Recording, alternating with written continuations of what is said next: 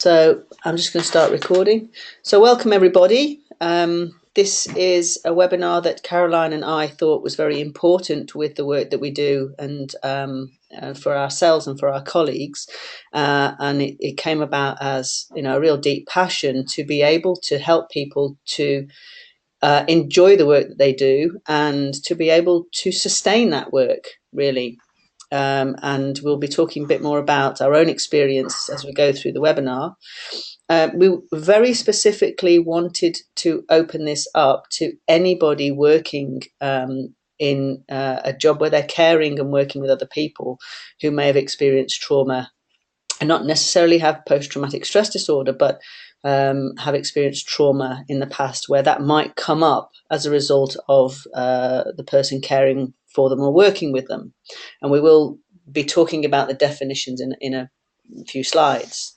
So really, we feel that this is something that gets overlooked quite often, and we felt that this was, if you like, this is the starting place that we feel builds a foundation for you to have a sustainable practice or to be happy and healthy in your job, whether that's working as a therapist or a psychotherapist, nurses, doctors, social workers, first responders, anybody that is in a job that has a high amount of stress as a result of working with people with stress, trauma, and post-traumatic stress. Does that sound like a fair introduction, Caroline?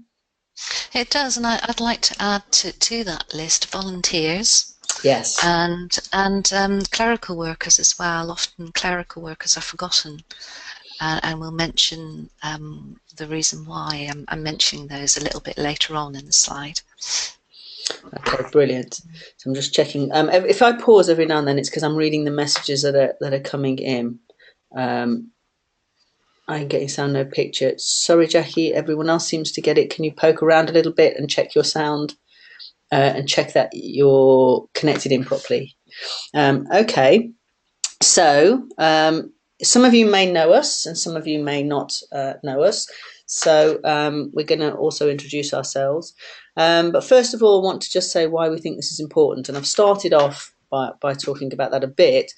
But I think what's become more and more clear to me as I study trauma and as Caroline and I work together with people with very complex trauma is understanding how we're designed to work with other people. We're designed to help people and to work as a community and to heal with other people.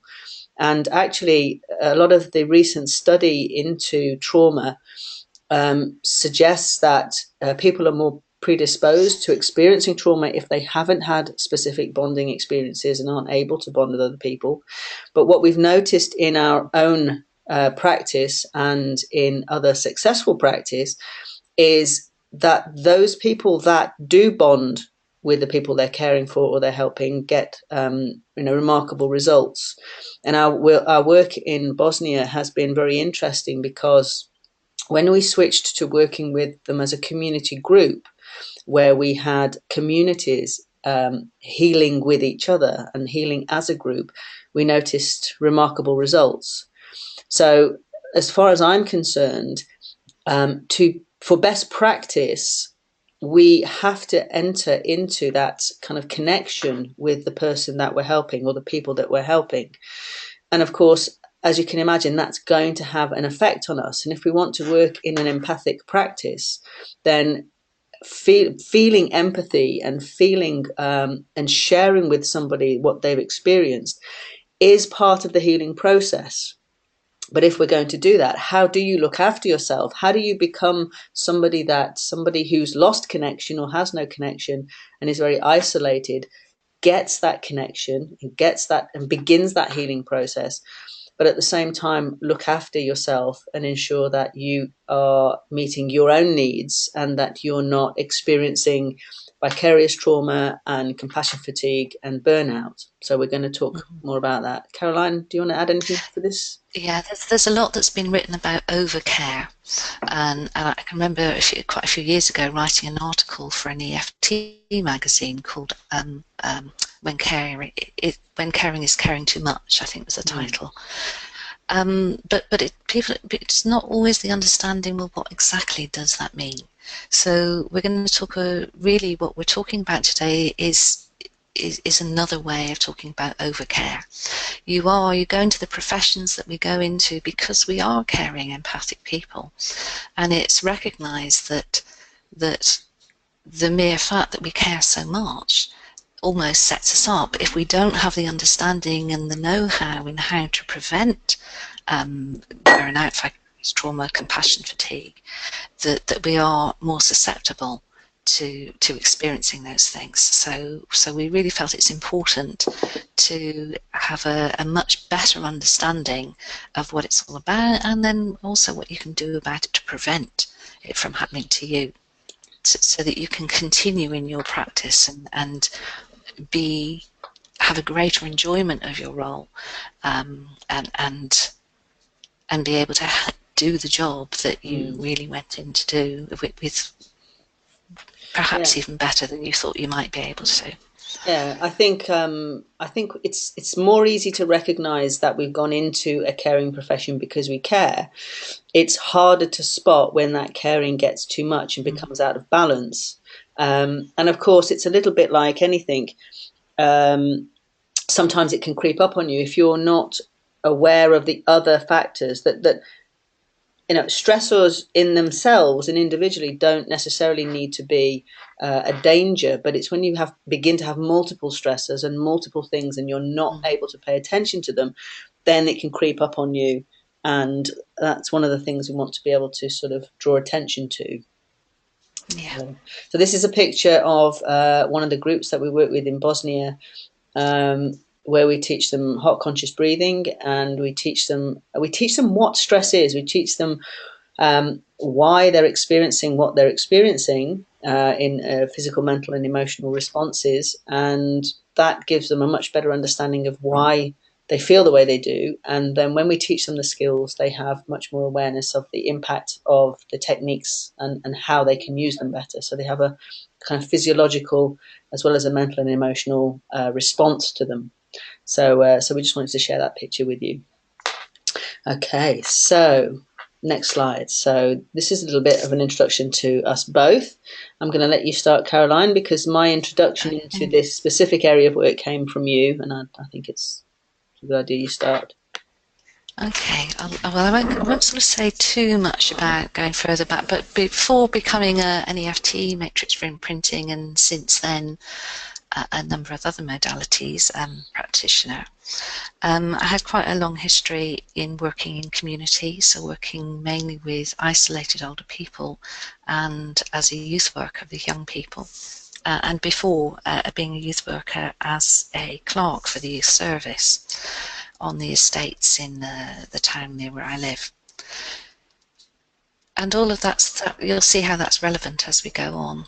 And I really the story with Bosnia came about through a friend and colleague, Fiona Smith.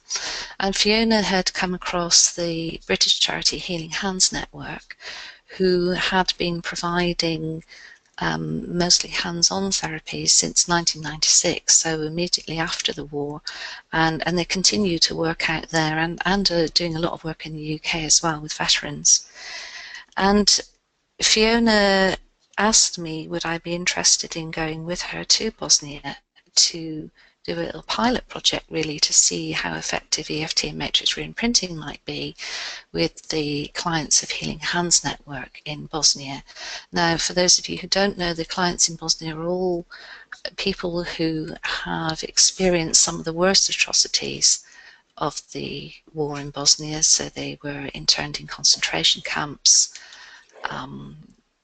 Some of them, they're now mothers of Srebrenica, women who were raped, and really some of the worst things that happened over there.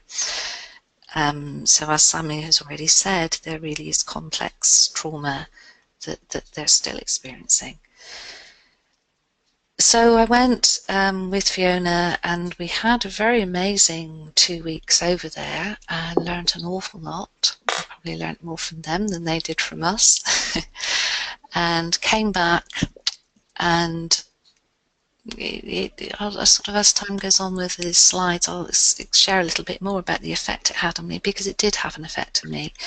And I was, as time went on as well, the more I learned about trauma, was concerned whether what we had done was the safest way to work with our clients for that particular client group, as amazing as the techniques are in other ways. And really started doing a search and becoming very concerned and very worried, but still published a paper about it, because I felt that the results that we gained needed to be shared as a forerunner really to further research in the area. And then I met Sam, and I was very interested in the work that Sam was doing, and asked would she be interested in returning to Bosnia with me, because I was invited to go back. And we chose to go back in and work in a very different way, in order to keep the clients, ourselves, and our translators in a safer way during the work and after it. So I'll let Sam explain a little bit more about her involvement and how that works. Mm-hmm. Yeah, so it's no secret, because I have written about it, that I came to learning some of the energy therapy techniques after I kind of basically had a breakdown and I wasn't in a very good place.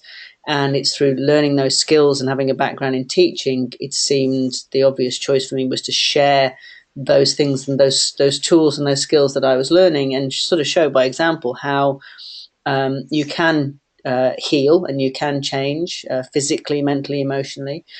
And I became a trainer of EFT and of various other meridian techniques and of the heart math breathing techniques. And it was this in particular, because there's a lot of science and study behind it, it was this in particular that Caroline thought was appropriate to take out to Bosnia. And really what we're doing with that technique is we are using the physiology of the body. So we're regulating the heart rate variability, which begins to balance sympathetic and parasympathetic responses. So we're actually enable people to be very present, and using physiology, that then allows your brain to come back online and allows you to get your kind of cortex and reasoning back. And through developing these physical skills, if you like, we then are able to look at other skills, and we add in the tapping, we do laughter yoga, and we basically put together best practice from all the other techniques that we've put together. And we found that this is having quite a profound effect on the way that the community is working together. And I think it's really sort of important to recognise that both Caroline and I both came to this work through our own needs first, and are both living examples of how these techniques have a massive impact on your physical, mental, and emotional health. Now, we're all a work in progress, but I think it's the fact. I mean, I have such enormous respect for Caroline and where she was at one point in her life to where she is now, and her expertise. And I feel very privileged to be able to go out to Bosnia and work with her, and to set up a community resilience network so that we can pool our skills and eventually begin to train other people and give and share these skills and coach other people to be able to work with severe trauma. And that was really what led us to this understanding that if we're going to be training people to work with trauma, we want them to be happy, safe, and healthy, and to be able to look after themselves. And we realize that we need to do that, and that if we're taking people into these situations, then this is a really foundational part of being able to do the job properly, is look after yourself.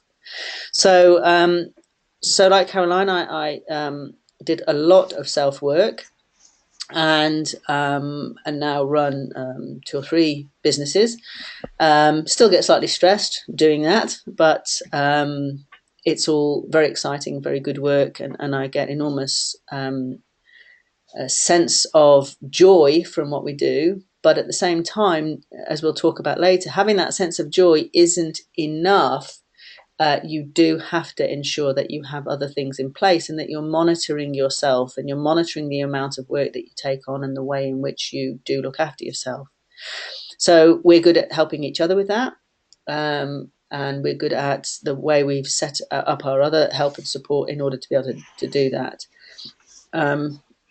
So is that okay, Can Caroline? I just want to add, because I didn't say before, so I mentioned Healing Hands Network, and we're very grateful to Healing Hands Network for the support and opportunities that they've given, and their trust, really, in working with their clients.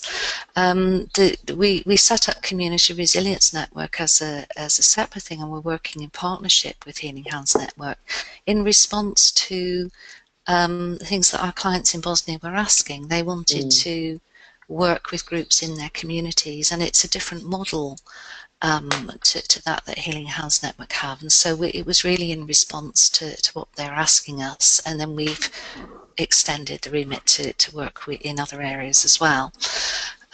So we're very grateful to Healing Hands Network and all that they do and continue to do. But it's yeah, I just wanted to share that, because absolutely. I haven't said that before. And we're very grateful to all the work that Sue puts in and her help in helping organise us when we're over there as well. Healing Hands Network's been going for 20 years since the what happened out there, and they have a rolling program where they take people out to do a lot of hands-on healing, such as Reiki and massage and Bowen technique, and Sue fought very hard to get Caroline out there doing EFT and Matrix, and that's how this came about. So really, we're looking to extend our awareness now from working with severe trauma and complex trauma and post-traumatic stress disorder, and looking at how we can help people who work on various levels in varying degrees with people with stress and trauma, and of course, experiencing that stress and trauma yourself when you are in work. Sam? Yep. Okay. Lost you for a moment. I'm not sure whether everyone else could hear you. I lost myself for a moment there. It went very quiet to me as well. Okay. So I think I'm back. So about this webinar. Okay. So we've already mentioned this is about self-care, but often that sometimes it takes that third position to see ourselves, to realize we need that self-care. When we're in the middle of it, I think it's a little bit difficult sometimes to see what's required, or to even see that we're in trouble. And I think that's probably one of the first things that I realized is actually you might even find that other people start pointing out that you're in trouble. You might not even realize it yourself, because it does kind of creep up on you. So what we want to cover in the webinar, but lead on to talk about at the end, is really how do you know that you are being affected? So it's about self-care, but it's about having a quality of life. And we don't by any means want to say, well, don't have empathy and don't connect with people.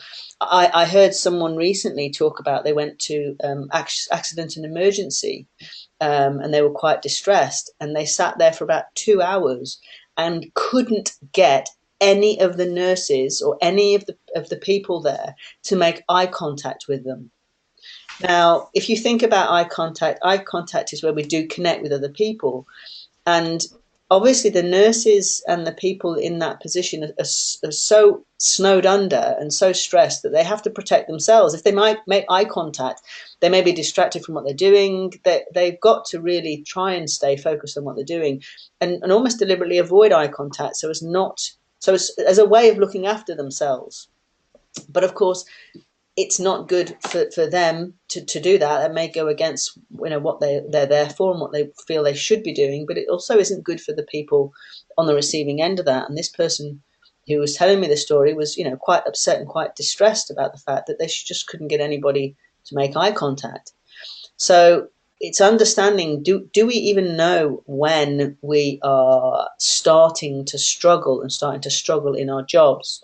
So what we want to help people do is develop safer empathy where they understand how to have, that empathic connection and that support, but they're able to meet their own needs and to look after themselves. And that, of course, means that we can help clients and patients much better. We can be connected with them, but without it being detrimental to our own health and our own well-being. And that's going to lead to better outcomes. And of course, part of that is the work-life balance. So we'll talk more about that later. And I think I agree with Caroline, this is a lovely expression, compassion, satisfaction. It would be unrealistic to suggest that we go into a caring profession and feel this compassion and have this care and this love to share, and not want that feedback and that satisfaction of feeling that you've done a good job. So we'll talk a bit more about that later. And we've added in here, we think this is really important, do no harm, because that means to other people and to yourselves. And we think that's a really big thing to remember when you're going into a situation where we're working with very vulnerable people. It's understanding what their needs are and understanding what your own needs are. Caroline, do you want to add anything? Well, I was just typing a message to you because I'm still on. Okay. Can see the welcome one in front of me. Ah, okay. Welcome slide. How about anyone else? Can you refresh? Oh, Diane Smart says fine now. Can you see the one that says about this webinar, everybody? I'll just pick a person at random. Like, I don't know. Someone want to type? Oh, still on welcome slide, Deb says as well. No, okay, right, hang on then. Okay. What I'm going to do is escape. We're on about this webinar. There we go. Okay, shall I just leave it like that then? Can you see the whole page? I can see about this webinar slide now. Okay, that'll do. I'll just leave it like that then. Okay. So that was the one we were on before. We're on now.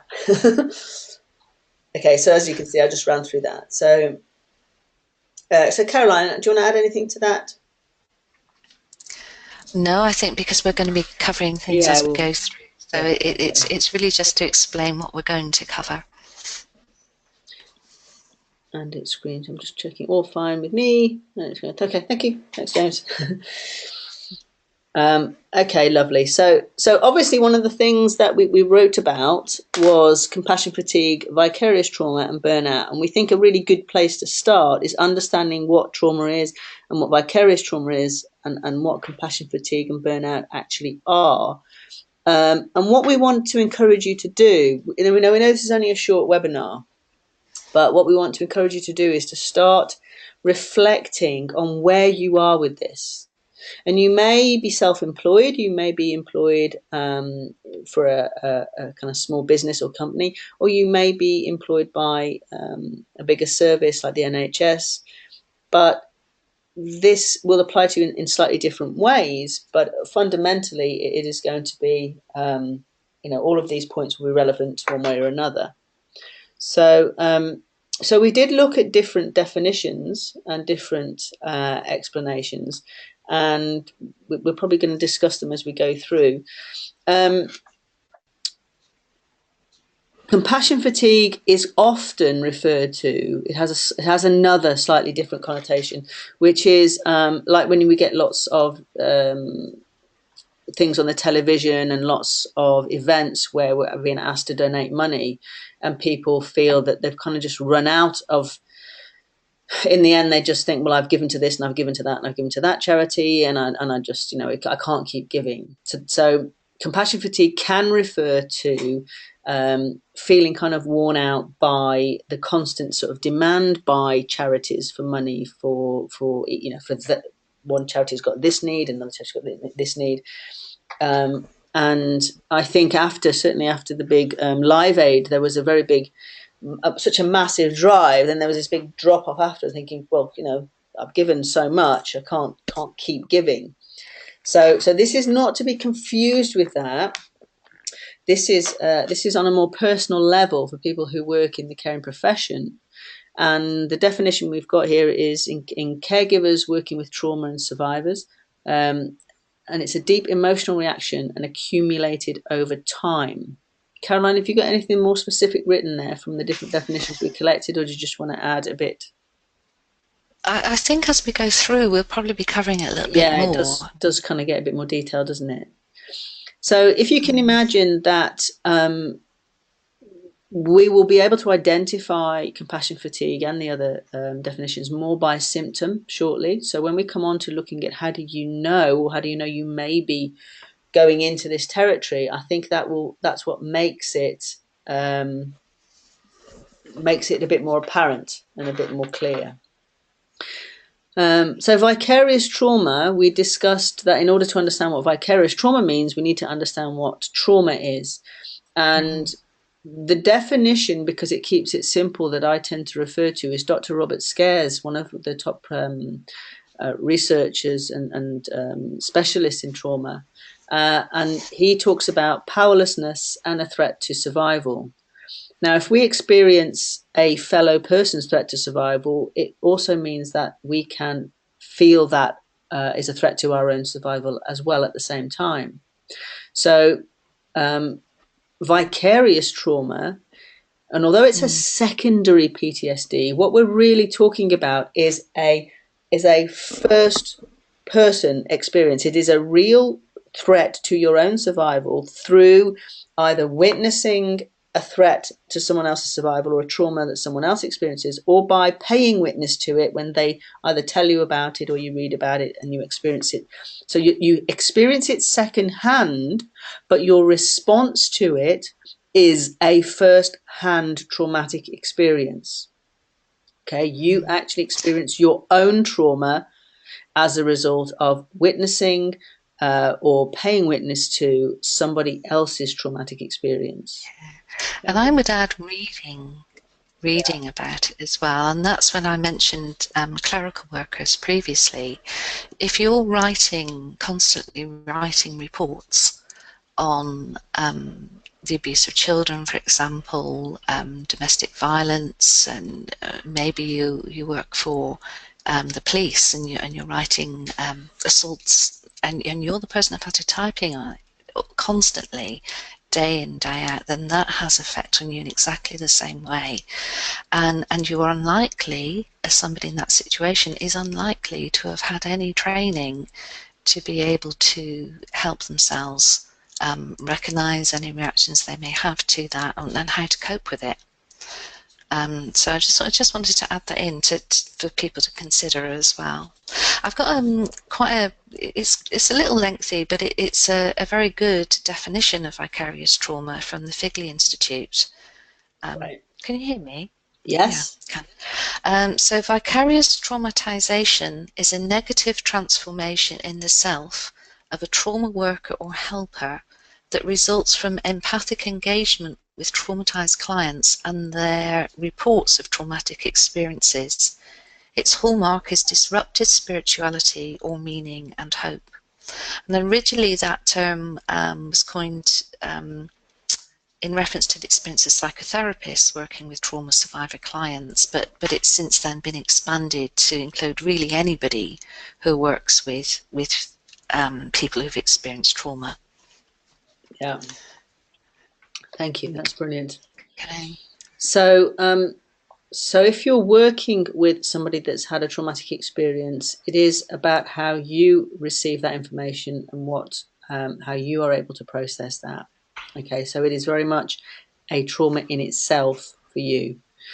So I've changed the presentation to a different screen share now. I'm not sharing just the program, I'm now sharing my whole screen. So I'm hoping that you've got the slide up that says definitions. Is that right, Caroline? I can see it clearly, yes. Okay, cool. So we also talk about burnout. Burnout's often referred to as being kind of overstressed in an executive role, but actually burnout really is, as it says here, the prolonged physical and psychological stress related to work or gradual wearing out. And we talked a lot about being resilient and having the resources. So burnout really occurs as a result of not having the resources to manage the demands that you have to meet.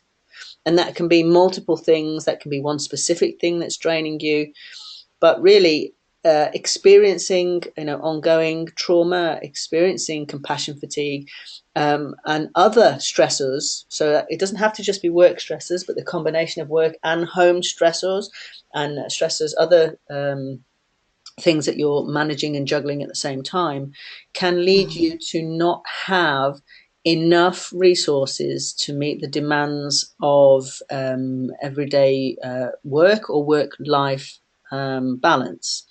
And I think you did make the next slide. Please tell me that you can see the I can slide. see it. Okay, so this is a slide that I took this from the Heart Math slides, but it's actually it's adapted from Yerkes and Dodson, who basically did a lot of study around performance and challenge. And what they realized was that in terms of this curve, when we first meet challenge, our performance increases and we embrace a challenge, and it kind of improves, that challenge improves our performance.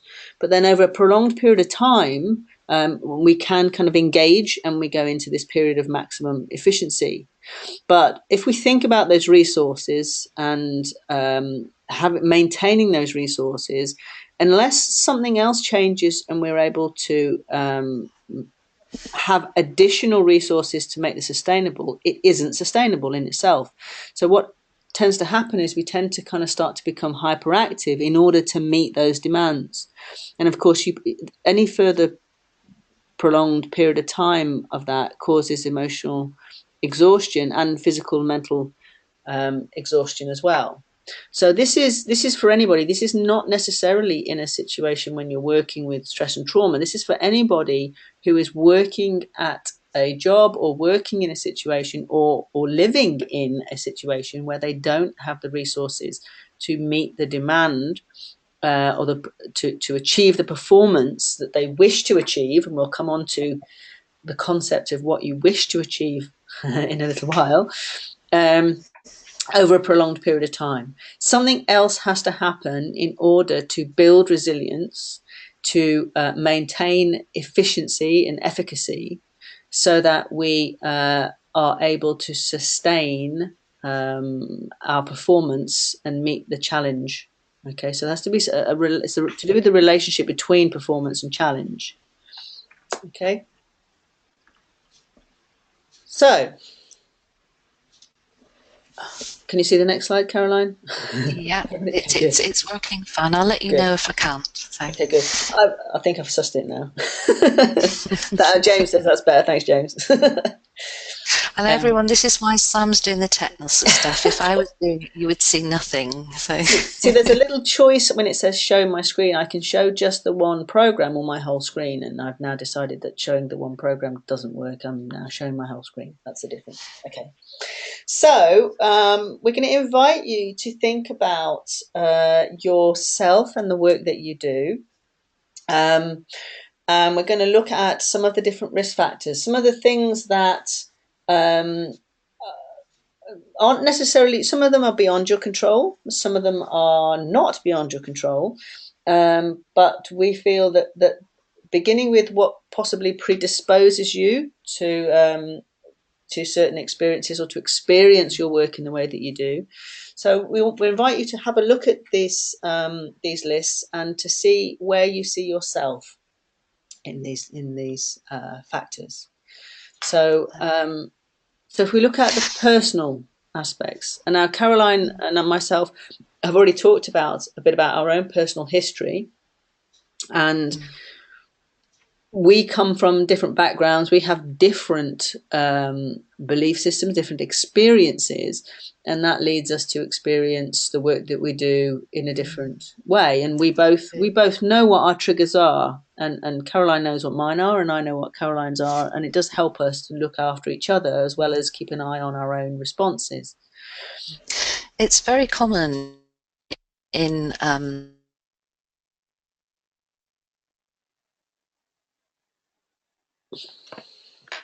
similar, or prevent people from experiencing similar things that you might have experienced yourself in your life that you really wouldn't want them to. So, for example, in the youth service, you'll find a lot of youth workers who lived on the streets. They may in the past have used illegal substances, and a whole lot of things, and they're doing their job because they want to help prevent young people go through the same thing, or if they are going through it, that to be able to help them get out of that. And it's really common for all of us to do that. And because then if you haven't done the self-work, which is number 2, to get you to a place where you're able to work with your clients, service users, but we use the term clients for this webinar, then you are more at risk of being triggered by something, or from doing perhaps more than is within your remit, because you want to help them more. Yeah. So that kind of touches on the next 2, really, on boundaries and on taking on too much over too long period of time.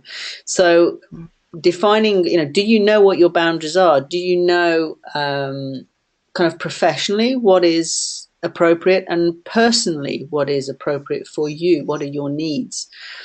So as you look down this list, maybe make a note. Are there things in your personal history that may cause you to experience compassion fatigue or burnout? Are there areas of work? Do you do enough self-work, and do you do ongoing self-work? And have you defined your boundaries? Do you know what it means even to define your boundaries? And do you feel the need to take on more? When I'm looking down that list myself, I'm thinking back 2 years ago when I worked for a charity working with older people, and probably I could have ticked almost all of those. Yeah. And yet not having the resources to know what to do about it, and when we're going to go on to organisational things in a moment as well, and not having the support at that time that I needed to be able to recognise what was happening to do something about it. Yeah. So some of these things may start off appearing to be perhaps more personal, but then when you find out you don't have that kind of structure, you can see how it's not necessarily. But that's what we're going to help people to do, is to look at all these different areas to see what they can do, how we can empower people to be able to set up this a framework that is preventative, it gives you the best possibility of enjoying the work that you do and having an empathic practice, a safe empathic practice. And we recognise that if you're working for an organisation, that taking on too much might not be your choice. But it's when there's a combination of things that you're at a greater risk. So. Something that occurred to me that we hadn't written down specifically when we talk about taking on too much is delegation. Are you in a job where you should be delegating, but you feel you can't delegate? Maybe you don't have the team around you that is going to do the job correctly, so you can't let that job go to somebody else. That's something we didn't write specifically, but it came to me later. So we've written personal beliefs. We'll come on to that a little bit later. But how you perceive what your needs are, or your drivers or your values impact the way in which you handle the situation. And of course, it is managing that work-life balance. Managing lots and lots of demands in your life, even though each of them individually may not be too much, has a lot of demand on you and can predispose you to not necessarily looking after yourself in the way that is important. So it's all about being aware, really. Ongoing conflicts, even something as simple as a dispute at work or a relationship issue, something that has a slow and steady drain on your resources, which may be nothing to do with work at all, but it depletes your energy, it depletes your ability to focus and to look after yourself and to do your job, and anything like that.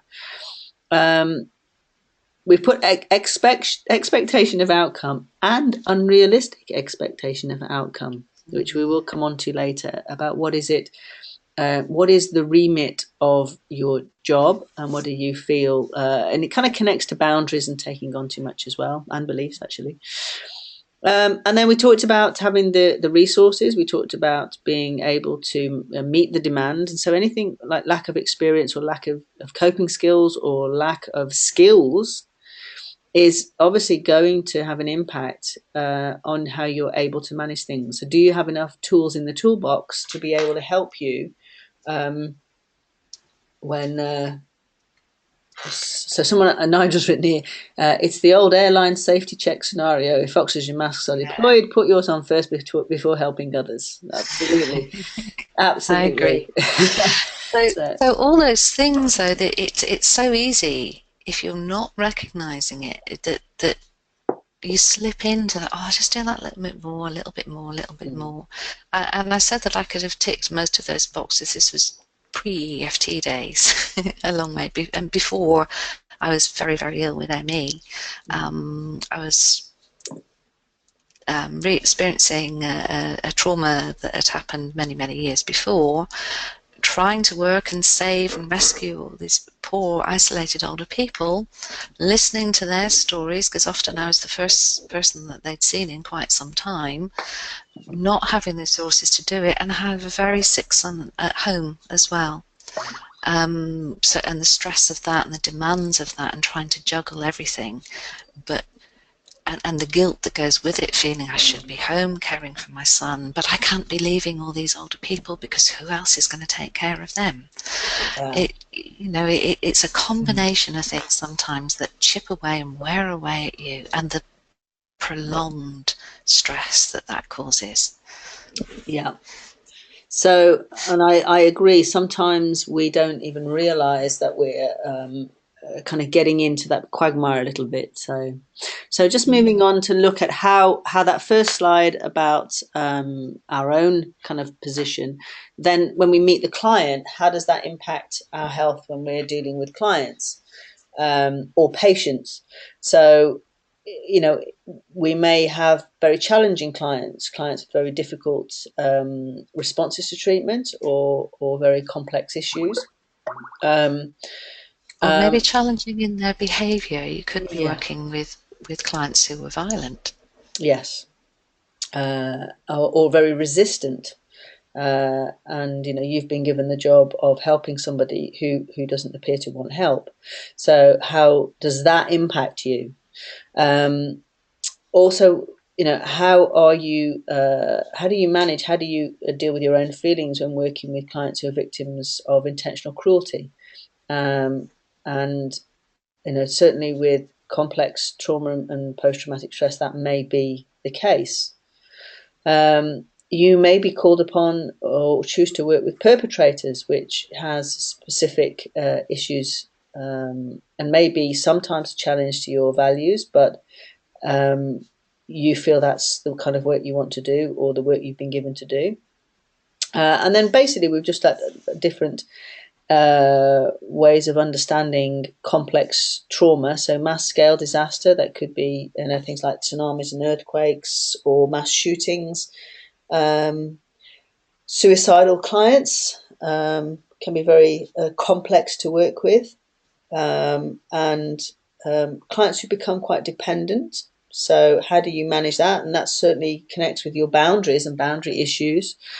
And working with clients with terminal illness and looking after yourself when dealing with terminal illness and with grief and with all of those things that go with that. And that can tie in with expectations as well. If you're in the business to help people get better, and you're working with somebody with a terminal illness, then that can cause be a very stressful situation. It's that, what do you do? That expectation is that you're going to make them well, help them get well, and it may not be possible.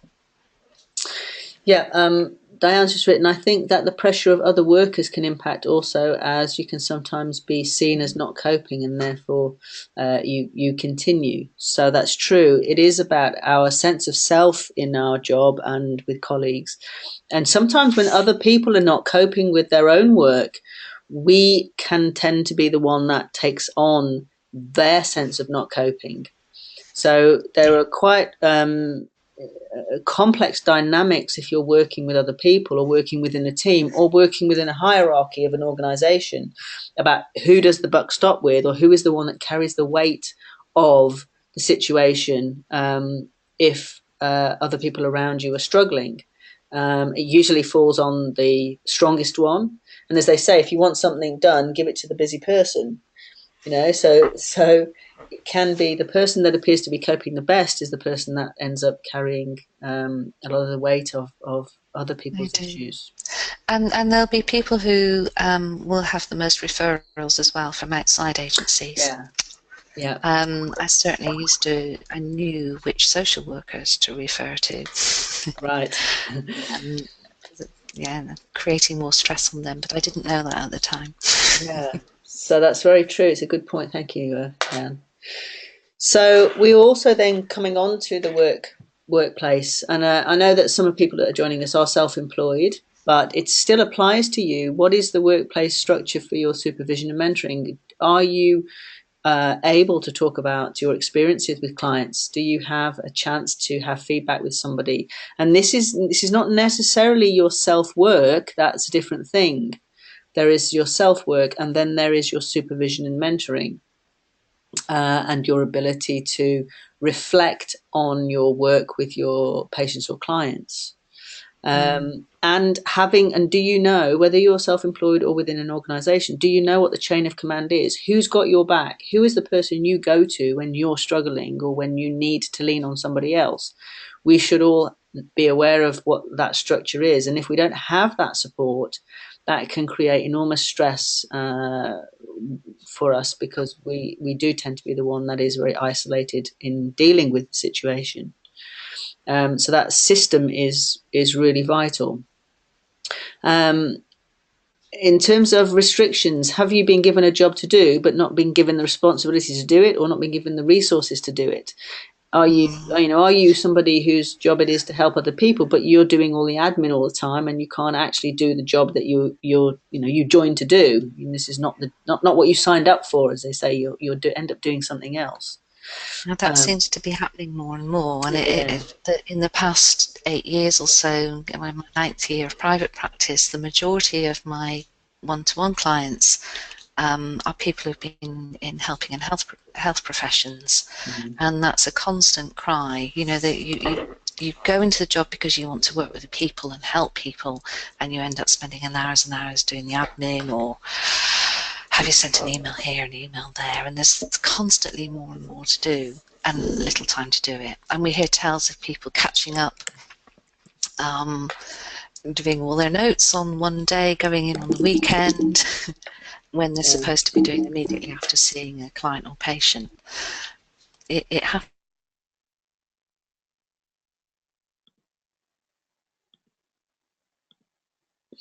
What restrictions are in your roles and responsibilities, and how that might be affecting you.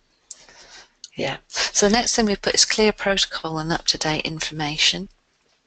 Yeah. Are you getting the information correctly? Is it very clear? If it comes back to boundaries in a way as well, doesn't it? With that, you need to know exactly what it is that you need to do, how far you can go with things. When do you need to refer to somebody else? Yeah. So if you don't know who to refer to, or at what point you refer to someone else, then you end up taking on something you're not really equipped to do, and that kind of connects to the lack of or inadequate training. Every profession should be has a certain amount of continuous professional development, and that is supposed to be provided within organisations, or if not, it's supposed to be part of your self-practice if you're self-employed. And it's about knowing what is it you need to help your work and to help you understand and work with your clients better. So not always easy if you're self-employed. Actually, not always easy if you're employed by somebody else to get the right and adequate ongoing training. And of course, one of the things you have to bear in mind, it's a little bit like us saying, well, we'll teach you these skills. It's if I'm already snowed under and I've already got no time to do anything anyway, how am I going to give up time to do something else? It's a very difficult thing if you're very stressed in your work to give up time to go and do something else. So you have to be very careful to make sure your time and your training does support what you do and is going to, in the long run, make your life easier and support you. And before we move on to the next slide, I just want to come back to supervision. If you're working with trauma and PTSD, then we would suggest that you need one-to-one supervision, where that some organisations don't insist on that, or it may be that there are just a few hours that you're required to do. Supervision is different to mentoring. Supervision is a time you can discuss any challenges that you have, you can discuss clients in confidence, but it's also about you. It's a time to discuss how you feel. And if you're seeing somebody on a one-to-one basis, a good supervisor will recognise it when you need support as well. Yeah. And it's there to help provide that to some extent. Supervision is very important, particularly when working with clients with trauma. Yeah, I have to say I didn't really realise that until I started to study more in the psychology side of things, and it's a requirement in studying psychology to have a supervisor.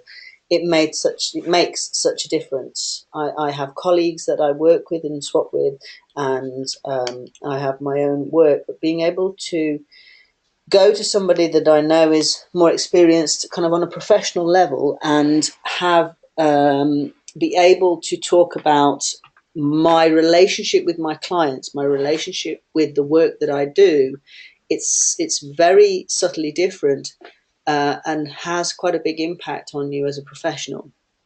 So I do recommend anybody that's self-employed to have your SWAT partners, do your self-work, have your mentors, which may be in the techniques that you use, but have a supervisor that you go to about your client work. It is a different aspect of working, and I do recommend it. Okay, so we thought it might be helpful to look at how do you know if you're experiencing any of these things, vicarious trauma, burnout, or compassion fatigue. And we did sort of encourage you to maybe look, sometimes because you might not notice it yourself, other people may notice it. We wondered if it would be a good idea to have a look at whether you recognize it in yourself or do you recognize it in any of your colleagues.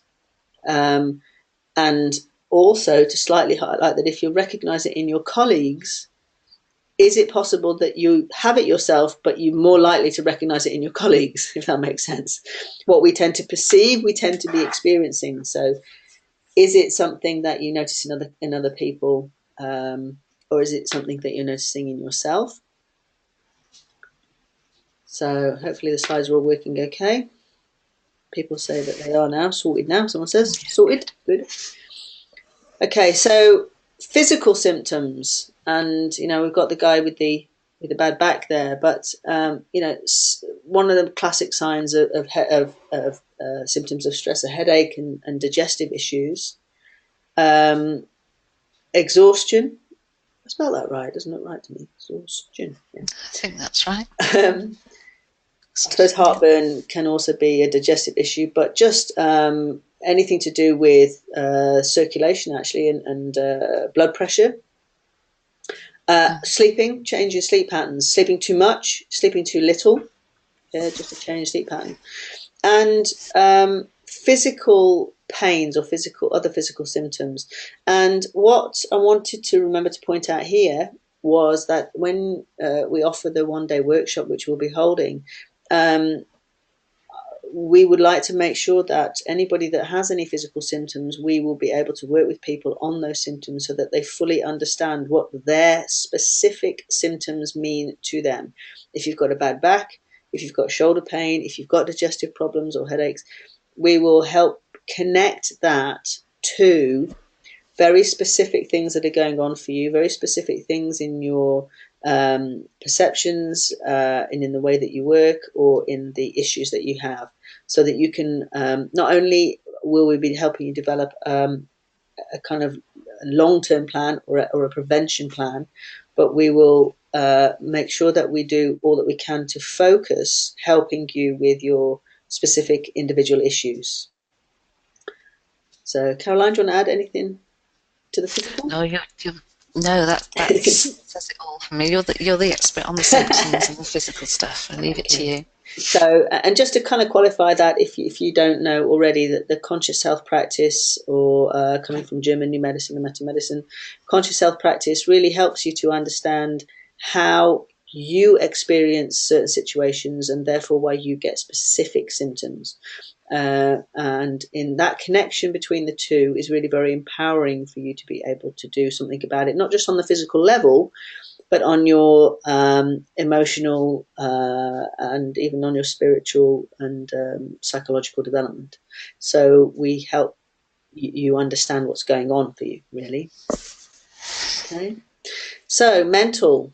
Have you noticed lately, or has anyone else noticed, that you've become slightly more cynical, slightly more judgmental? And actually, we didn't put in there slightly more sarcastic. People can become. Sarcasm is a very low level aggression. So, where you generally have a sense of humor, have you become slightly more sarcastic lately? Disillusioned and fed up with what you do. Or it could be just as simple as can't concentrate and can't remember things. Um, do you find it difficult to make decisions when we start to struggle with our trusting our decision making? Disassociation is very specific. It is actually becoming disconnected from our emotions, from ourself, or from our situation. So, do you find it easier not to almost be in your body, not even to be in a situation, but to slightly raise up out of it? Is it safer for you to not get almost involved in your own situations, or in your life situations? And depersonalization is a very interesting one. It's a very important part of self protection to depersonalize people. You do see it in people like surgeons and doctors, where they stop seeing people as people, because if you're going to make a decision about operating on somebody, you have to almost see that in a very practical sense. So it's a very self-preservation kind of way of dealing. But when you're working in an empathic job, where connecting and being personal with somebody becomes too difficult and too painful, or takes too much out of you, we tend to become very impersonal towards people. You can see that a lot in care workers as well. It's like constantly, and they're very stressed because they're very short of time, so they're running in and out, and some of the horror stories we used to hear. But it's not people. Again, it's people go into the work because they care. It says it in the job title.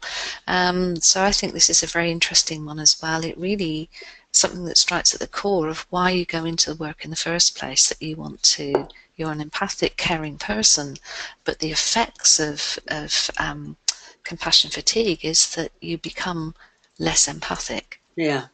Yeah, and you can see that as a self-preservation thing, right? It's not. Yes. It's obviously very important that we don't look at any of these symptoms, or look at any of the things that happen as in any judgment, but it is a self-preservation. So we want to help people understand, how do you maintain your job, and maintain your empathic practice in a way that is safe for you, and therefore safe for everybody else.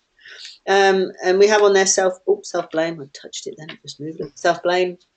Do you think it's all your fault? We'll come into beliefs later, but we start to beat ourselves up over what we can and can't do, or what we should or shouldn't have done, or should or shouldn't do.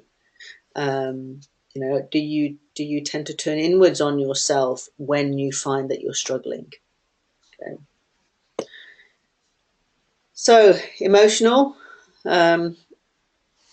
We may not be able to process our emotions in a healthy way. We may find it difficult to let go. So prolonged feelings of grief, anxiety, sadness, where it's almost as if we've tapped into a deeper pool of something. Is that fair to say, Caroline?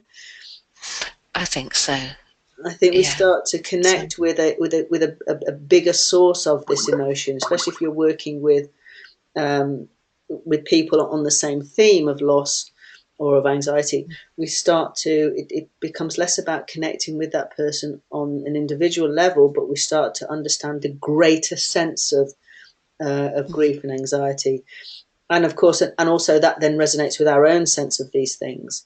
So it becomes almost like a bottomless pit of these emotions, and it becomes difficult to process. Irritability, agitation, and anger um, can be one way that people handle with it. It's a very short fuse once you start to struggle with coping. And some people may retreat with depression and need to take a step back. All of these are very, very valuable ways of self-preservation and self-management. So it's important to recognise. And actually, we have got a change in sense of humour. Yeah, we do. Yeah, we may become slightly more cynical, more sarcastic in our sense of humour as a way of. or seem to lose a sense of humour. Yep. Yeah. Goes hand in hand with depression. Frustration might be with the client themselves. Yeah. Why aren't they doing what you've asked them to do, or why aren't they getting well, or they should have done by now? Yeah. Or it might be frustration with self for not being Yeah. able to do what you need to do, or frustration with the organisation that Yeah. you.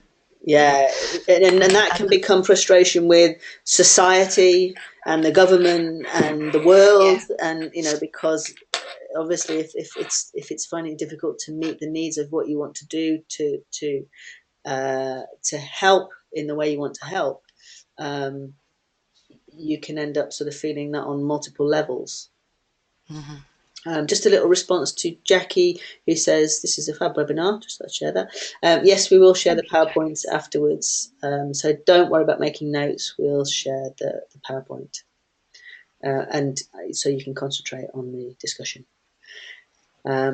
So just again reflecting on what do you notice, and imagine it as a sliding scale, and you may dip in and dip out. You may have a bad day and then a good day. You may not necessarily be sliding into this kind of a pit of despair, but do you find that you have days where you find it really difficult to concentrate on your work because of some of these symptoms getting in the way? And I think one of the key things we may notice, or other people may notice if we don't, is how it changes us socially. Feeling that we're alone with dealing all of this, feeling that I have to withdraw because I just can't cope with connecting other people right now, with managing all of this. So that sense of feeling of isolation and alienation, and needing to kind of go away somehow and self-soothe or self-regulate, and finding it very difficult to connect with other people, feeling insecure and feeling disconnected. And of course, that increased level of anxiety. And I think you mentioned there that maybe somebody else might notice, and I think that's an important thing. Why it's going back again to supervision, or because somebody else will notice. You don't always notice the changes in yourself. Mm. The first time I went to Bosnia, it did affect me greatly. On top of everything else that I experienced, it wasn't an isolated thing, but it was only for 2 weeks. But to hear the Mm. stories day in, day out for 2 weeks in the detail and the type of things, I had a huge effect. But I didn't recognise it. Not for it was about two and a half months later, Mm. and I responded to something that I'd seen on the television. Yeah. Yeah, I remember In you a way saying. that I wouldn't normally, and then it's only then that I recognise, gosh, that's really out of character of me, and I phoned somebody up and got some help. Mm. Had that not happened, I don't know what would have happened. I'd have carried on for some time Yeah, later. that's a really So good to have a point. yeah. Sorry. No, it's okay. Okay. So having an awareness to begin with of what to look out for is a help in itself, because it gives you an idea then of Yeah. oh, okay, so maybe do need to do something about this. Yeah, I mean, do you notice that, like I say, it's what's interesting about what you just said, Caroline, is that thing that's out of character. Do you notice that normally you cope really well, but suddenly you just find you burst into tears for no reason when you see certain things on the news or people say certain things? Do you find that you get really angry really quickly when you don't normally? Um, because this information is unprocessed in you, and you're holding information, so you're kind of looking for a way of handling that. So is it something that's out of character with you, which is a really good thing, and that is when someone else is more likely to notice. You know, do you normally have a really good relationship at home, but you're finding there's a strain on that, and it's not about the relationship at all. It's just about you trying to manage something else that's going on with work, and it's impacting on the rest of your life. So it's looking for those signs. So that's where we kind of look at what do we do with our job or with our situation? How do we manage it? And it can be that it's beyond our control. We may be given extra hours to work, for example. We may be given more responsibility, but and it partly comes to boundaries again. But do you notice any of these behavioural symptom changes? Are you working longer hours because you feel you should work longer hours, or you feel you're not doing enough?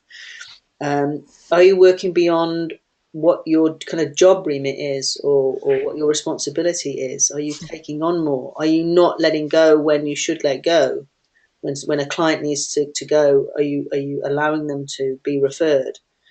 Um, have you noticed that you have to self medicate with alcohol or other substances? And that's also prescription drugs. Mm-hmm. Are you taking too many painkillers, for example, than is healthy? It's just noticing the symptoms. Okay, do your eating habits change? Have you gained weight, lost weight? Have things changed that normally would be quite regulated? Do you start behaving differently and having risky behaviour, doing things you wouldn't normally do? Sorry, Caroline, do you want to say something? I was saying about the change of eating habits. As somebody I know who used to work in casualty in London, in a hospital, a very busy hospital in London, and she said that she only realised that there was something wrong and that she needed to get out when her weight went down to 6 stone. Wow. So that's again, she was there for quite a long time, so it was that prolonged effect that was affecting her, and then she recognised that other things were happening with her as well. But the culture was such that you keep going, Yeah, because of the amount of work there. So that's right. And that is one of the symptoms, of course, is I'm not allowed to say, no, this is not good for me, or no, this is wrong. I need help, or I need support. Um, Rachel has just made an interesting point, and she's just saying thank you for the webinar. And she said she thinks it's much needed for those who are trained in EFT and Matrix and deal with trauma. I can relate to what I've described as vicarious trauma. So thank you very much for that, Rachel, because I think people who begin working with trauma don't realise they can be traumatised by working with trauma, because they think that they have the tools to offer, but they don't realise what that may be doing to them, and it's a combination of factors. So we're very pleased that we can kind of start to yeah, just thank you for sharing draw your that. attention to it. Oh, I've gone Yeah, too I'm, far I'm ahead. sure you Yeah. have as well, Sam. I've known a number of practitioners over the years who have either left and they've changed to do something Yeah. completely different, or have totally changed the client group that they work with and work in Yeah. a very different way for that reason. Yeah. So recognizing it is the first step. Yeah. So Excellent. Okay. So the good news is that understanding all of this lowers your risk of burnout, compassion fatigue, and experiencing vicarious trauma. And the picture that we have here is a fish tank, and it's about topping up your own tank? How do you ensure that you have the resources, that you have everything you need in order to look after yourself? It's okay having this big kind of tank of energy, but if you're giving it out and giving it out and giving it out, and you're not topping it back up for yourself and looking after yourself, you will run out of resources. You will experience burnout, because you won't really have enough left to continue. And that's not just to continue doing the job, but it's continue to have a happy, healthy life.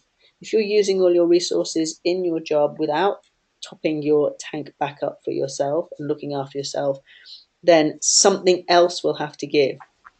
And what we want to ensure is that that doesn't happen.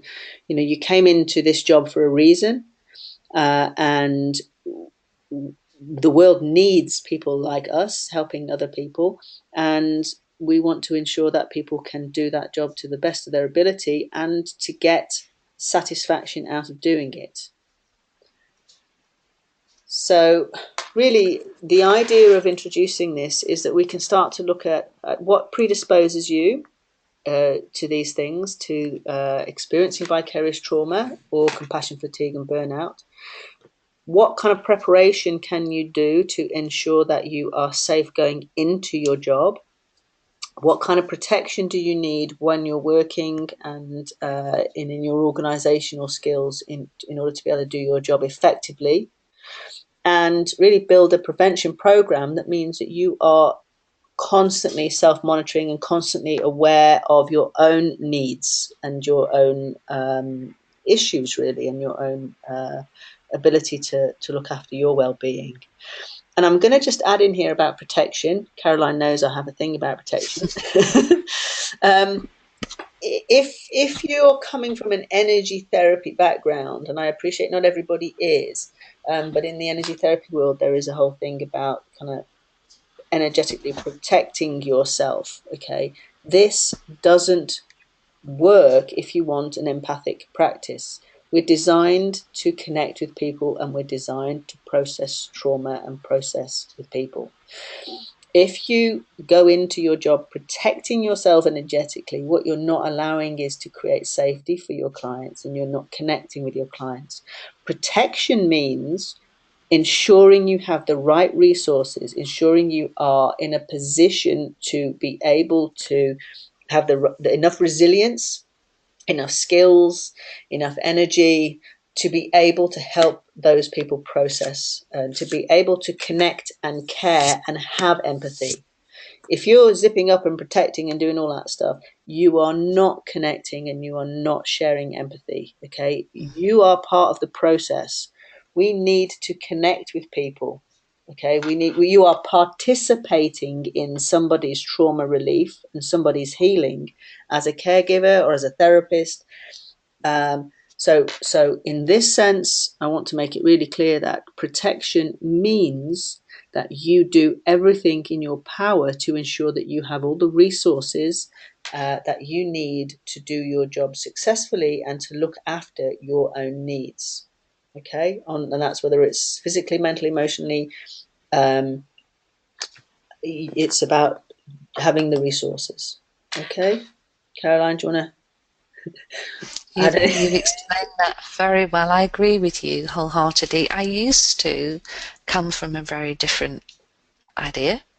I learned energy techniques that said that we should protect ourselves, and we put this bubble of light around and everything, and that it felt that it served me at the time. Yeah. But I no longer do that. I don't need to do that because I have other things in place, as Sammy's been explaining, that enables me to connect with my clients and participate in their healing, in their trauma relief, without a need to do anything else. Yeah. And on our one-day workshop, we will go into more detail. Unfortunately, we just don't have the time to be able to sort of cover everything in this webinar, but we will go into more detail about how you can go about doing that. I'm sure Nigel won't mind me mentioning he's just returned from Bosnia, and he talked about the work he was doing out there. And I wanted to say to him don't ever underestimate how connecting with somebody, being there for somebody, and bearing witness to their trauma, and actually holding that love and respect, and honoring somebody for what they've experienced, how healing that is. And if you can kind of open your heart to somebody and allow them to process with you, and you process that with them, how healing that is. So as you can imagine, if you are in a job where you're doing that, you can understand how, if you don't look after yourself and look after your needs, how draining that might be. So we don't want to help you create a practice where you don't have empathy and don't connect, because that's counterproductive. We're good at what we do because we do feel and we do care and we do connect. This is all about how you can do that and be safe empathic practice. Okay, so we're coming back now. This is a slide that was in there previously. I did send a handout out, and I have shared. I think I've shared the handout. I've uploaded it as a handout in the presentation anyway. So I presume you can just go to the handouts bit in your. It's on the right-hand side underneath the chat. So there's a little. Okay, cool. Thank you. Oh, just above chat, I think. Just above chat, that's it. And you can, if you've had a chance to print this out, you can write on it. If not, it doesn't matter, okay? Because you can do it later by yourself. One of the things that we feel is really key, and if you've come from an energy therapy background, you'll be used to looking at beliefs and values. If you've come from another area of work, like nurses, doctors, social workers, first responders, you may not be used to exploring your personal beliefs around this area. So we want to encourage you to have a look at some specific beliefs and see how true they are for you. The handout has the list of beliefs, which are here, but you don't need it. You can just read through this and make a note for yourself. We want to do something called a validity of cognition, and that is, how true is this for you? Now, in order for you to get out of your head and answer what you think it should be, we're going to just do a little bit of breathing, and we're just going to take a moment to, and again, don't worry about the handout if you can't find it. You can just look at this slide. Just to take a deep breath in and bring your awareness down into the heart area, and just let your shoulders drop and bring your awareness to the chest area. And I want you to begin to breathe and imagine the breath goes into your chest and out of your chest, directly in through the chest and out of the chest. So we're going to breathe into the heart area and out of the heart area. And this just brings us out of our fight flight brain and just lets us become present, and let us answer more kind of honestly from the heart. And always go with your gut reaction, because we want the answer to come from the subconscious mind. So just let yourself breathe into the heart and breathe out of the heart. And breathe in and breathe out. And as I go down these beliefs, I want you to just say it to yourself and just write down, out of 100, how true is that statement for you? And these are obviously very private to you. Following your gut reaction. So out of 100, how true is it for you? I have to be perfect. Just make a note of that number. 0 to 100. I have to do everything perfectly.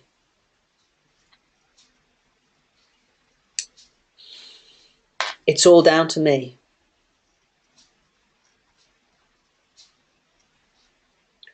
Nobody else can do this.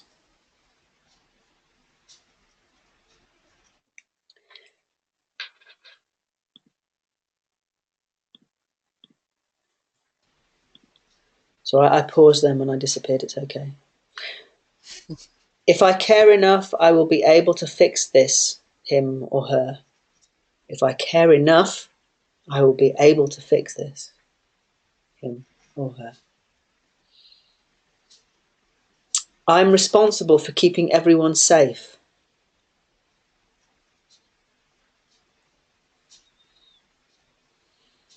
I don't deserve to make time for me.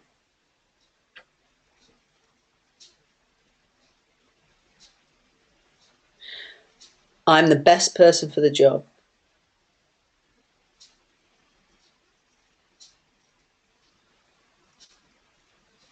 I'm only worthwhile while I'm helping other people.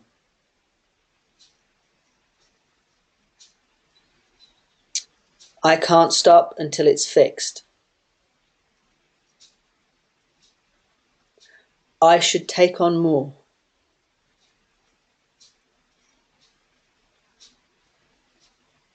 If I don't do it, nobody else will.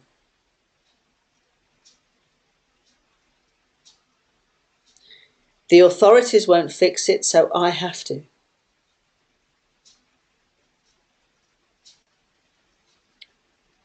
My own needs are not important.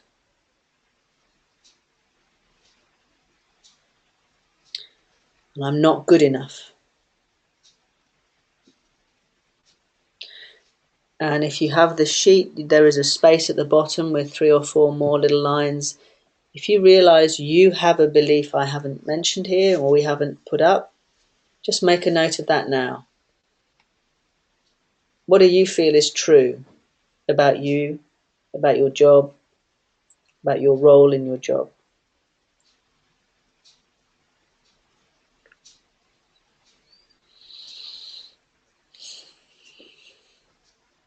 Okay. And when we upload this, the slideshow, and we upload the webinar, we will put a space for you to comment. We'll be very interested if anybody wants to share what they notice from those beliefs, how true they are. They are something that we would work with in the workshop. And don't worry if you have a high score on a lot of those. It's quite common. Yeah. And it's that, you know, they're not fixed. They can go up and they can go down. But when you understand how to work with beliefs, you can really make some significant changes in those beliefs themselves. Yeah, the aim is really not to stop you doing a good job. It's to give you a broader perspective of where that comes from. What are your drivers and what are your values? Where is it getting unhealthy for you? It's not that you do feel, you know, that you're the best person for the job. It is about where, for example, it's about where it becomes unhealthy for you. So it's about putting things in perspective. Okay. Now I'm conscious of time. Okay. I know. Oh, and I've got another one. I can't. Oh, sorry. Eric points out on the handout, I can't stop until it's fixed. Is missing on the handout. So can you just write it on the bottom, Eric? Thank you. I'll amend that, and when we put it up with the recording, I'll amend the handout. Thanks for that. Okay, so we really want to help people how to be safe. So understanding how all of this does lower your risk of burnout, compassion fatigue, and experiencing vicarious trauma. And even from the feedback we've already got, we see that people who are now suddenly realizing what they've been experiencing already, but didn't kind of have a name for it or didn't have a way of defining it. They just sort of felt bad about things or out of control or stressed or things were too much, as well as being able to help people to prevent this from happening. So, ongoing self-assessment and risk assessment and looking at your predispositions, as well as your level of an ability to prepare for your work and what kind of protection you need. And monitoring and maintenance is slightly different because you may need to work with someone else, and someone else may be noticing changes in behavior in you that, so you need to set up where someone else may be able to help you. And being aware of what your personal needs are in not just in your practice, but in life, having that work-life balance as well. Caroline, do you want to add anything? Yeah, I think that's really important, money, work-life balance. We talk about it, but often people, when you're busy, people often forget to do that, Yeah, and again, if you're a caring person, you tend to put everybody else's needs it's first. true. So it's important to find a balance and take time for you. Yeah, and I've noticed that In, because I love what I do, that area gets very blurred. I'll yeah. just answer a few emails because it's not a big deal because I enjoy my work. It doesn't feel like a chore to do this, that, or the other. But really, am I blurring the boundaries of having time away from work as well? So it's Mhm. recognizing that you might love what you do, but do you take time away from it so you come back to it refreshed? And I know that's a personal issue for me. Um, I have so many kind of ideas and so many things I'm passionate about, so many ways I want to work that I don't tend to get away from it very often. And then if I do, I kind of feel slightly frustrated that I'm not getting something done because when I take time away and relax, I get more ideas. So I kind of have to monitor myself in my excitement and my passion for my work, and be able to just relax sometimes. Just do nothing. It's okay. Am I allowed to just do nothing? So that is certainly something that I have to watch in myself. Okay. So, what do you get out of all of that? Well, what we like to think you get, and what we've noticed from our own work and monitoring this and understanding this, is we definitely have an increased sense of efficacy. We feel better at our job, we feel good at what we do, and Mhm. we feel good about ourselves. So that sense of compassion, satisfaction. It's great to get feedback from people for sure, but it's really important to understand where you're at yourself personally in the work that you do, that you can understand your own sense of satisfaction from within yourself. Um, in a job where you're employed by somebody else, Caroline, you were talking a bit about how there's a big turnover in some jobs. Do you want to add a bit about that one? Well, there is, and if you look at a lot of helping professions in recent years, that there has been a high turnover in social work, in nursing, and not just in those roles, but lots of people within the organisations. There are higher changeovers. But I've been noticing, and we touched it on already, also in private practice. Mm, If you can be quite isolated if you're in yeah, private practice, and so there, unless you're taking supervision or you're doing swaps and you're seeing somebody regularly and not aware of what to look for, the possibilities are that you are less likely to notice the stress and the compassion fatigue that you're experiencing, yeah.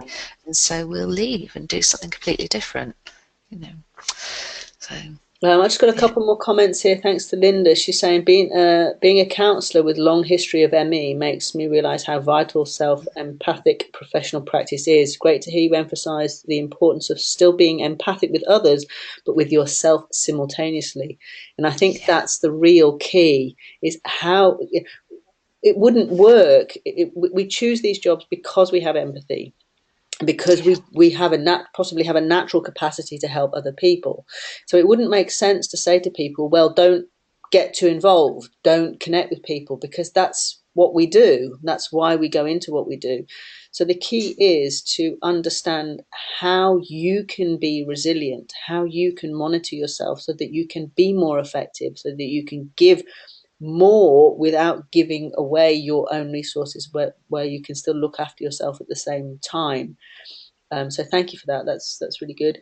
And comment from Kerry. Hi, Kerry. Or Kerry knows me as Lisa, actually, not Sam, but that's a long story.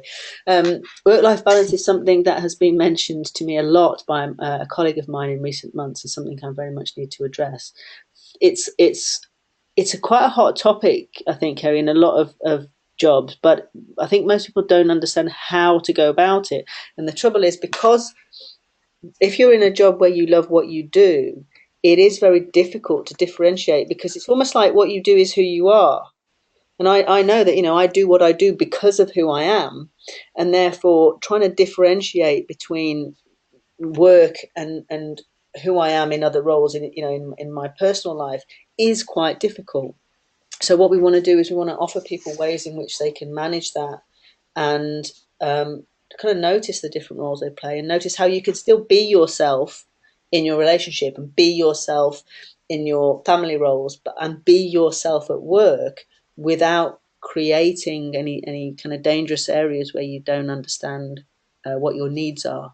So thanks for that. It's really valuable for us to know how to make sure we devise a program that helps people. Thank you. Okay, so to finish, if anyone's got any questions, please do ask them now. We're just coming to the end.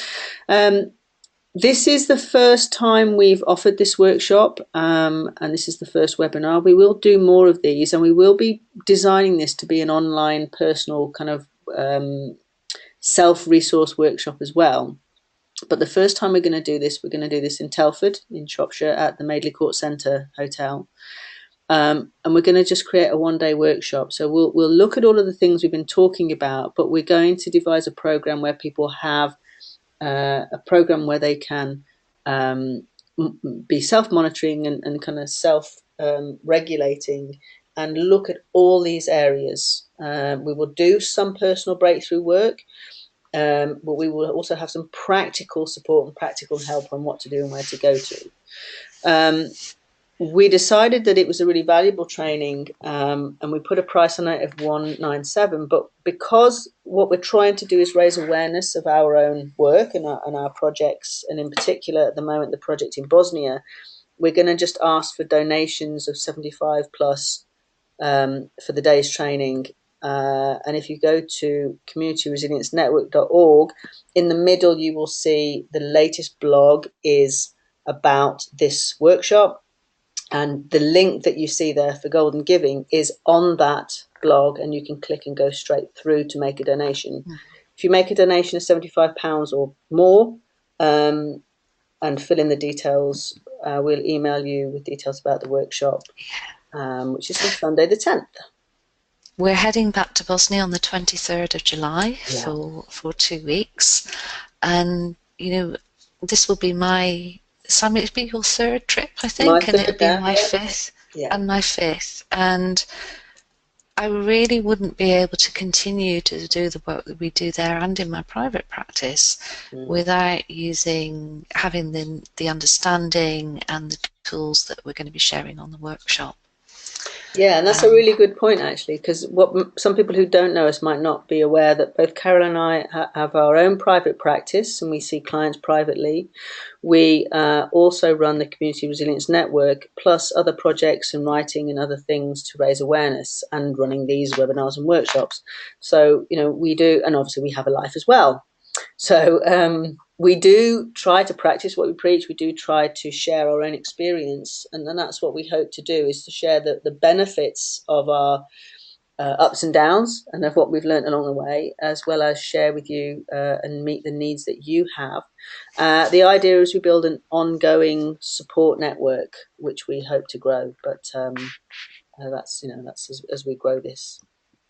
So if there are any more questions, please do ask now. But oh gosh, suddenly there's a big influx of things. Thank you to anyone who needs to leave. That is the end, but I will answer questions now if anyone is prepared to stay. So someone's just saying thank you. Nigel's saying it's very timely. Yes, I thought it might be. Nigel, good. Boundaries and being assertive have been the most important thing for me getting over post-traumatic stress. Thank you, James. Yes, and that is a really good point about being able to stand up for yourself and being able to know. I think the thing that's important there, James, is you have to know what you need before you can be assertive about it. So there's two bits to that. So you were able to work out what your needs were and then be assertive about them and about your boundaries in order to continue getting what you need. Someone saying thank you. I think Alexia, I can only see one line at a time here, but Alexia's made a good point, I think. I wonder about being a partner to someone in the caring profession. Excellent point. We were very keen to, there's one or two people I know that were invited onto the webinar who are looking after family members. We didn't specifically mention people who are in a relationship with somebody in a caring profession. uh, it is something that we can specifically address in supporting somebody in a job as a carer or as a therapist and working with people with stress and trauma. And looking after your family. So she's saying, I had my baby and I was very open energetically, and I realised how I had vicarious trauma. Actually, Alexia, you remind me also just to mention how knowing that vicarious trauma is witnessing someone else experiencing trauma, just to imagine how easy it is for children to experience vicarious trauma. Because certainly in the first, oh, it's gone quiet. I think. Okay, it paused. I stop talking when it goes quiet, so I know. So just thanking Alexia, just reminding me about working, having somebody in your family who works with trauma, and also how easy it is for children to witness vicarious trauma because they're picking up the signals from people around them, certainly up to 6 years old. So if you have young children in the family and you're working with trauma and you are struggling to manage your responses and your own health, it is a big factor for very young children and how they experience trauma through the people around them. Do you want to say anything about that, Caroline? I'm sorry. You've given up now. I didn't quite hear. Well, no, I didn't quite hear everything. I had a little technical glitch there. That's okay. It went quiet and then it came back. So I was just mentioning what we said earlier about how children can very easily experience vicarious trauma, and how how anybody who cares about someone else. So if you are in a relationship, like Alexia was mentioning, um, when you see somebody you care about experiencing fatigue and burnout and vicarious trauma, how much you want to take on and help with that. So really the workshop is for anybody struggling to help anybody else dealing with stress and trauma, really. But we will of course talk about different scenarios and situations and types of jobs. We've been asked, we can't make this date, will we do another? We will do another. We'll probably do another one down south, and we will be attempting to put it online. It kind of depends on the demand. We do feel there is a need for this. So the answer is yes, we'll run this first one. We'd like decent numbers for the first workshop, but we will certainly be setting another date. Okay. Yeah, because we do have Bosnia in between, so that's right. I don't know yet. Rachel's asking when in the south. I don't know yet. We'll work that out after this. So thank you very much for the great feedback. It's very helpful just as we go along. Yes, we will be going into the more detail about different types of vicarious trauma and post-traumatic stress and even different types of trauma. We appreciate this is a really short webinar, which is kind of like a taster of what we've got to offer. But obviously, we can't fit it all in. This is like a day, at least a day's workshop. We're going to limit it to a day. And I want to say that that if you can make it to this one, it would be great. We can't promise to do it at the same low cost in the future. Yeah. This is we're doing it. We're giving our time. Yeah. As we are in Bosnia we feel it's very important, but we're doing it as for donations for the project. Yeah. So feel free to email afterwards. Anybody got any questions or anything that occurs to them after they've gone away from the webinar, then feel free to contact myself or Caroline. And you can do that by replying to the other email, the reminder email that comes out. There will be an email coming out in the next day or two with a link to being able to watch the webinar again. And I will make the slides available and I will update the handout. So just a thanks to everybody. Thanks for the feedback. Yeah, okay. Thank you everyone. We really appreciate it.